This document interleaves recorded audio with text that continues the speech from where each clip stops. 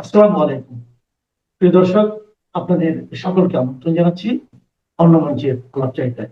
এই মুহূর্তে আপনাদের সামনে কথা বলতে এসে তত্ত্বাবধায়ক সরকার কি ফিরে আসবে?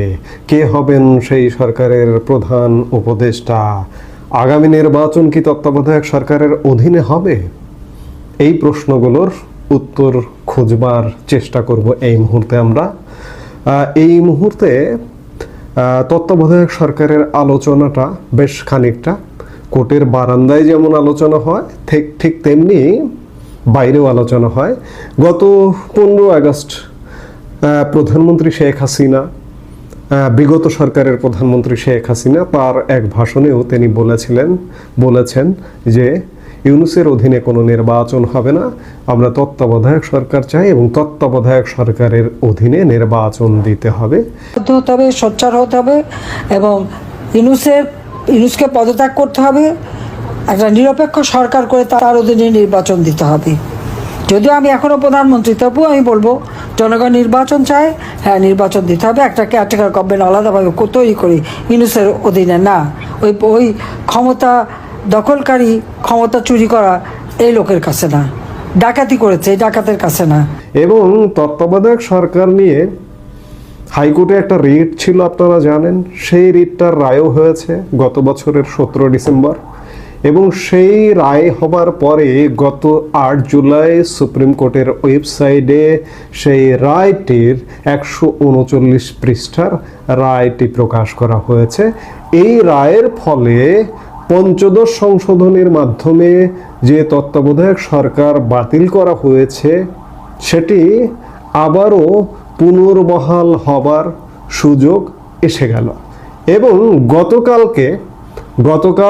21শে আগস্ট তত্ত্বাবধায়ক সরকার নিয়ে সর্বোচ্চ আদালতে আরেকটি ঘটনা হয়েছে। সেটি হচ্ছে যে তত্ত্বাবধায়ক সরকার বাতিলের যে রায়টি হয়েছিল আপিল বিভাগ থেকে 2011 সালে, সেই রায়টাকে পর্যালোচনার জন্য বা রিভিউয়ের জন্য একটি আবেদন আছে আপিল বিভাগে। গতকাল প্রধান বিচারপতির নেতৃত্বে বেঞ্চ এই পর্যালোচনাটার একটা শুনানির দিন ঘোষণা করেছেন। এই শুনানিটা বেশ ঘুরে বেড়াচ্ছে, বেশ মাঝে মাঝে ডেট দেওয়া হয়, মাঝে মাঝে স্থগিত থাকে, মাঝে মাঝে ঘুরে বেড়াচ্ছে এবং আগামী 26শে আগস্ট এই শুনানিটার দিন ধার্য করা হয়েছে। এখন এই মুহূর্তে যদি হাইকোর্টের রায়ের প্রেক্ষিতে আপনি চান যে আমাদের যে ত্রয়োদশ সংশোধনের মাধ্যমে সংবিধানে তত্ত্বাবধায়ক সরকার ছিল, চাইলে এই মুহূর্তেই তত্ত্বাবধায়ক সরকার গঠন করা সম্ভব। আবার আপিল বিভাগে যে এই রিভিউটাও হয়ে যাবার পরেও এটি গঠন করা সম্ভব। এই রিভিউটা নিশ্চয়ই তত্ত্বাবধায়ক সরকারের পক্ষেই আসবে, কারণ এই রিভিউয়ের আবেদনকারী বিএনপি, জামাত এবং বেশ কিছু বিশিষ্টজন এবং হাইকোর্টের যে রিট পিটিশনটা ছিল তাতেও বিএনপি আবেদন করেছিল, জামাত আবেদন করেছিল এবং কয়েকজন বিশিষ্টজন আবেদন করেছিল। সোজা কথা যদি বলি যে এই মুহূর্তে তত্ত্বাবধায়ক সরকার আসতে আসলে কোনো বাধা নেই। আগামী নির্বাচন ইউনূসের অধীনে হবে না, হয়তো ডক্টর ইউনূস নিজেও মনে করেন যে আমি নির্বাচন করে চলে যাব, কিংবা বর্তমানে যে বিদ্যমান রাজনৈতিক দলগুলো বাংলাদেশে কার্যরত আছে তারাও মনে করে যে ইউনূসের অধীনে একটা সাজানো গোছানো নির্বাচন হয়ে আমরা ক্ষমতায় যাব। কিন্তু আলটিমেটলি সেই ঘটনা ঘটবে না, আলটিমেটলি তত্ত্বাবধায়ক সরকারই আসবে। কিন্তু এই মুহূর্তে যদি তত্ত্বাবধায়ক সরকার আসে তাহলে কি ঘটবে?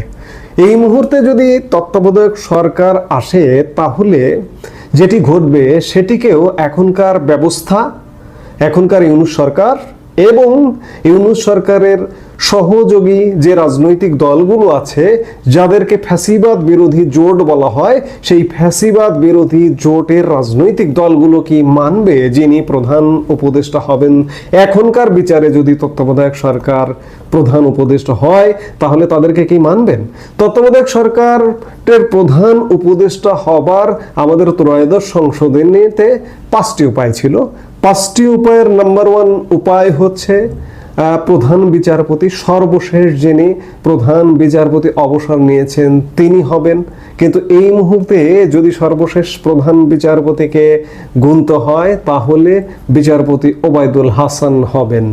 তিনি যদি রাজি না হন, অস্বীকৃতি জানান, তাহলে তার পূর্বে যিনি সর্বশেষ অবসর নিয়েছেন তিনি হচ্ছেন বিচারপতি হাসান ফয়েজ সিদ্দিকী, তিনি হবেন।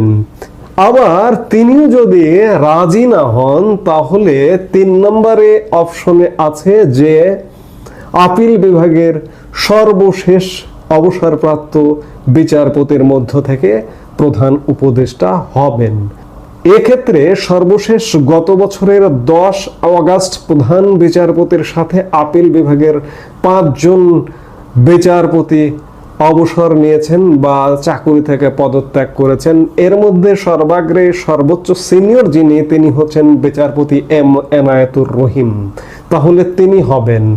তিনিও যদি অস্বীকৃতি জানান কিংবা তিনি যদি না হন তাহলে মহামান্য রাষ্ট্রপতি দেশের প্রচলিত রাজনৈতিক দলগুলোকে সাথে আলাপ আলোচনা করে একজনকে দায়িত্ব দিতে পারেন। এরপরেও যদি সমাধান না হয়, কেউ যদি দায়িত্ব নিতে না চান, বিচার বিভাগ দায়িত্ব নিলেন না, বিশিষ্ট লোকজন দায়িত্ব নিলেন না, তাহলে মহামান্য রাষ্ট্রপতি তার দায়িত্বের অতিরিক্ত হিসেবে তত্ত্বাবধায়ক সরকারের প্রধান উপদেষ্টা হবেন। এই প্রসঙ্গে একটি কথা বলা দরকার যে 2006 সালে বিএনপি জামাত ক্ষমতায় যখন ছিল তখন বিএনপি জামাতি আসলে মূলত এই যে তত্ত্বাবধায়ক সরকার চমৎকার একটি সিস্টেম, এই সিস্টেমটাকে কলঙ্কিত করেছে বিএনপি জামাত জোট। সেই সময় তাদের পছন্দ মতো একজনকে প্রধান উপদেষ্টা করবার জন্য বিচারকদের বয়স পর্যন্ত বাড়িয়ে দিয়েছিল সংবিধানে। 67 বছর করেছিল 65 বছর থেকে, শুধুমাত্র নিজেদের পছন্দ মতো একজনকে প্রধান উপদেষ্টা করবার জন্য। কে এম হাসান তিনি দায়িত্ব নিতে অস্বীকৃতি জানিয়েছিলেন শেষ পর্যন্ত। এই অস্বীকৃতি জানানোর পরে যেটি ঘটে যে সেই সময়ের বিএনপি জামাত জোটের রাষ্ট্রপতি যিনি ছিলেন ইয়াজউদ্দিন আহমেদ, তিনি আর বিকল্প অপশন খোঁজেননি। কে এম হাসানের আগে যিনি প্রধান বিচারপতি ছিলেন তাকে আর খোঁজা হয়নি, কিংবা আপিল বিভাগের সর্বশেষ অবসরপ্রাপ্ত যিনি বিচারপতি ছিলেন তাকে আর খোঁজা হয়নি, কোনো বিশিষ্ট নাগরিককে খোঁজা হয়নি। সব কিছু বাদ দিয়ে 1 নম্বরে সর্বশেষ অবসরপ্রাপ্ত প্রধান বিচারপতি অপশনটা যেই ডিনাই করলেন, মাঝখানে 3টা অপশন বাদ দিয়ে সেই সময়ের রাষ্ট্রপতি ইয়াজউদ্দিন আহমেদ স্বয়ং নিজেই তত্ত্বাবধায়ক সরকারের প্রধান উপদেষ্টার দায়িত্ব নিলেন। আর ঘটে গেল দেশে এক অচল অবস্থা।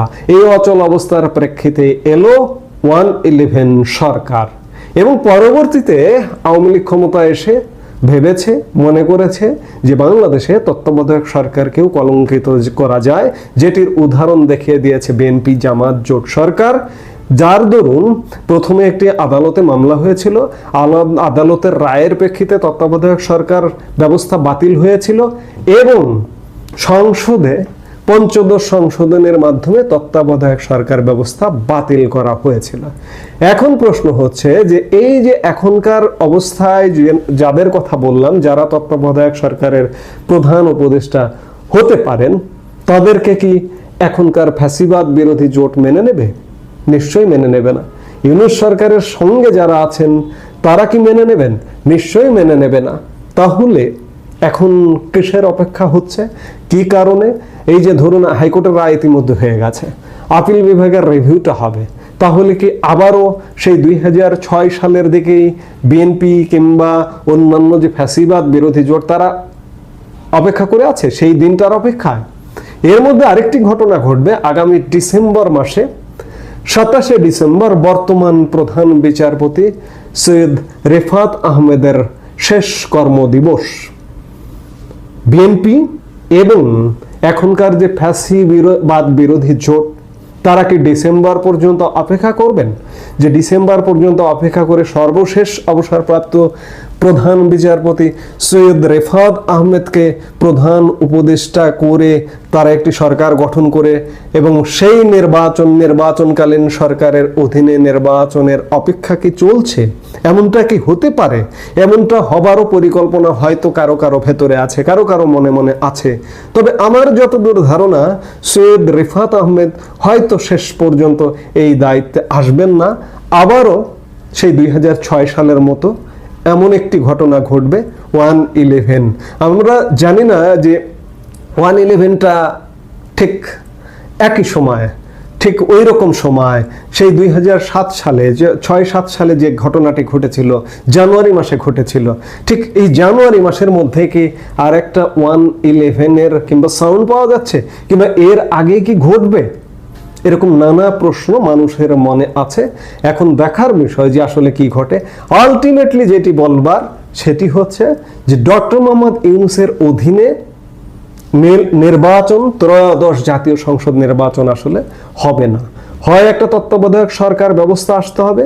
এখন যারা আছেন, যাদের আসার কথা সিরিয়াল অনুযায়ী হয় তাদের দিয়ে আসতে হবে, তাদেরকে দিয়ে আসতে হবে। আমি যতই বলি না কেন, এখনকার ফ্যাসিবাদ বিরোধী জোট কিংবা ডক্টর ইউনূসের সরকার এখন যারা আসার সম্ভাবনা আছে সংবিধান অনুযায়ী তাদেরকে মানবেন না খুব স্বাভাবিকভাবে। কেন মানবেন না? তাদেরকে অনেককে পদত্যাগ করতে বাধ্য করা হয়েছে, কাজেই তাদেরকে নিশ্চয়ই মানবেন না। হয়তো শেষ অপেক্ষাটা আছে সৈয়দ রেফাত আহমেদ বর্তমান প্রধান বিচারপতির জন্য। সেই অপেক্ষার অবসান ঘটিয়ে যেটি হবে, সৈয়দ রেফাত আহমেদ দায়িত্বে আসবেন কিনা সে ব্যাপারে বিলিয়ন ডলারের প্রশ্ন আছে। সেই জায়গা থেকে আবারও একটি 1/11 ঘটবার খুব বেশি সম্ভাবনা আছে। অর্থাৎ তত্ত্বাবধায়ক সরকারটি আমাদের কাছে খানিকটা অধরায় থেকে যাবে, অধরায় থেকে গেল। 2006 সালে যেমন তত্ত্বাবধায়ক সরকারকে ব্যর্থ করে দিয়েছিল বিএনপি জামাত জোট সরকার, ঠিক তেমনি কোর্টের রায়ের প্রেক্ষিতে, যখন হাইকোর্টের রায়ের প্রেক্ষিতে তত্ত্বাবধায়ক সরকার আসবে করছে, কিংবা আপিল বিভাগের রিভিউয়ের রায়টাও এর মধ্যে যদি হয়ে যায়, তত্ত্বাবধায়ক সরকার আসবে করছে, এই অবস্থায় আবারও তত্ত্বাবধায়ক সরকারকে সেই 2006-এর বিএনপি জামাত জোট সরকার, তারা ক্ষমতায় ছিল ইমিডিয়েট, আজকে ক্ষমতায় তারা নেই, সরাসরি আবার নেপথ্যে আছে। এই নেপথ্যে থেকে আবারও সেই তত্ত্বাবধায়ক সরকারটিকে কলঙ্কিত করবারই একটা প্রচেষ্টা যে হবে সামনে, সে ব্যাপারে কোনো সন্দেহ নেই। এবং এই প্রচেষ্টা থেকেই 1/11 একটা মাস্ট আসবে।